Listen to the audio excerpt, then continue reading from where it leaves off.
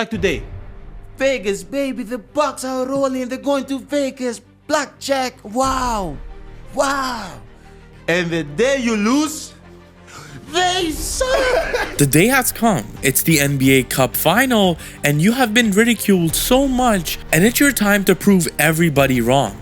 It's your time to show that Giannis and Dame is a crazy duo. But beating the OKC Thunder isn't an easy task. The Milwaukee Bucks have to beat the best defensive team in the entire NBA. And well, how do you do this? This is tapping into an evolved Giannis Antetokounmpo that we haven't really seen as much. Thank you to BetUS for sponsoring today's video. And well, a couple of days ago, Giannis went on a podcast and basically warned the NBA that we're gonna get a different version of him. And I'm gonna give you one interesting fact. Last year, the whole year, I made like 36 mid-range shots. Yes. This year, I think I'm like at 55 already, and it's only been 20-something games, 23 games. Yeah, I have no choice. And well, this has been the key to beating the OKC Thunder, the mid-range shot. And well, it all began in the second quarter where Giannis sets a screen, and that gives him the ability to be matched up against a smaller Jalen Williams, and all he has to do is go into the body and do a one-legged fadeaway like he's Dirk Nowitzki. And in that exact mid-range area, Giannis is shooting a crazy 50% this season, which is far above the league average. But the crazy thing about this mid-range game that Giannis has now is that it opens up his playmaking, because he's going to get the ball in the exact same spot against the exact same defender, but instead of hitting a fadeaway this time, he waits till the double team comes to him, then just kicks it to the left wing for a wide open Taurean Prince. And even another example on how his mid-range unlocks his playmaking is on this play where he's isolated against Hartenstein. He's going to hit him with a couple of combos, and when he's spinning around,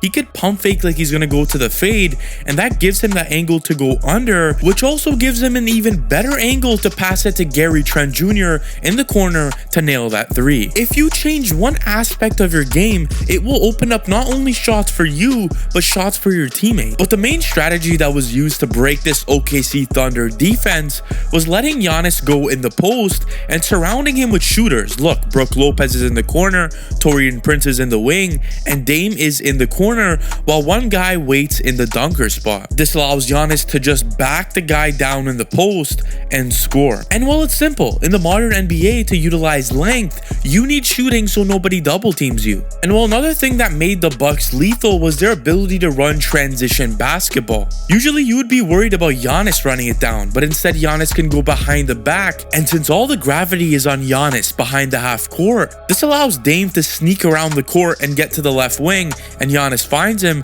for the wide open three-pointer. This is one of the great things when you play with a player like Giannis, because you're gonna get wide open shots, and when the wide open guy is Damian Lillard, that's when it gets even more crazy. But what I'm about to show you about Damian Lillard next is gonna show you why the Bucks are unguardable. Before we talk about that, shout out to BetUS, because you could go on their website and well, you could see the odds for the Bucks to win the championship now. It's a plus 2,000, and since they're going on a roll now, this is the best value you can get it at in my opinion. So I'm gonna go ahead and place this, and if you want to place it too, BetUS is offering a 150% bonus on your first 3 deposits up to $2,000 with code YouTube150.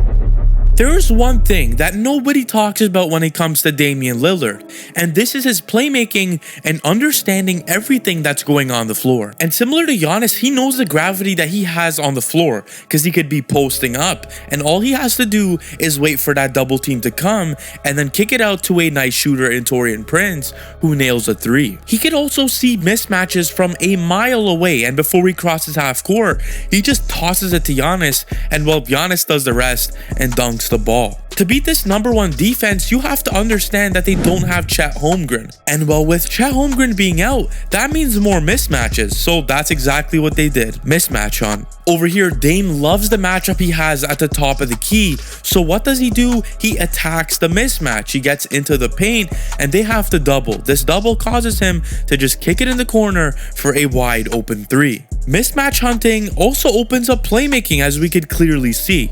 And well, once again, when you don't have Chet Holmgren, Dame could just get a screen and attack the vulnerable paint, and they have to collapse again, leaving a wide open shooter in the right wing, and he nails that jumper. But I got hate. Before the season started, I said that the Bucks are going to be a very solid team, and the most underrated player on your team is going to be Gary Trent Jr. And well, both of those things I said were not coming to fruition near the start of the season, but I gave it time. I knew it was all going to work out. Because the scoring Gary Trent Jr. provided you off the bench was a game changer. Once again, like I showed you, he spaced out the floor for Giannis so he hits the three. Even when you're penetrating in the paint, he could be a reliable shooter that could wait in that left wing and catch it and nail that three. This is why the offense works. You could just give it to Bobby Portis, wait till he gets double teamed, and once again, Gary Trent Jr. wide open. You don't want to do that. There was a point in the season where Gary was shooting like 28% from the three-point line, but that isn't him. He was a wide open 40% three-point shooter last season. But Bucks fans and NBA fans all around the world, you guys have to listen, because Gary Trent Jr. is just getting started. The best part about his game is his mid-range shot. He could run at you full speed into the paint and hit a pullback to go into a mid-range shot. There's no way you could guard that, and the breaks on this guy is absolutely insane. And well, to put the icing on the cake, Gary grabs the ball with a minute left and nails a transition three-pointer to put the Bucks up by 20 points. At that point, it was see ya, OKC. Another guy who has been breaking out this season has been AJ Green. His ability to space out the floor, give you 9 points against the Thunder is very good. He's shooting a 46% clip from the three-point line this season, and there was a point where he was only shooting three-point shots. He had like one of the longest active streaks of shooting only threes. But a quick side note, I was on Google searching up AJ Green, and Pat Connaughton showed up. Are you serious, bro? But I've also been loving how Taurean Prince has been playing. He's a plug-and-play player. You could just sit him in the corner and he will nail down threes. Even Brook Lopez, he's perfect at drop coverage. He will give you that pick and pop game, and that's all you really need when you're playing with Dame and Giannis, because they're gonna do the rest. And also, there has been so much hate about the coaching staff and how Darvin Ham and Doc Rivers are like the two worst coaches of all time to have on your team. And well, although I do agree that they could have done some things better near the start of the season, they are evolving right now, and they're making changes to their roster and the way that they play to help suit Giannis and Dame more. But let me know in the comment section, what do you guys think about this Milwaukee Bucks team? And besides Giannis and Dame, who's that one player that catapulted this Bucks team to the win streak? If you guys enjoyed today's video, make sure you hit that like and hit that subscribe. We're almost at 20,000 subscribers. And well, if you guys want to connect with me more away from YouTube, you can hit me up on Instagram, link in bio. And thank you to BetUS for sponsoring today's video. I will catch you guys in the next one.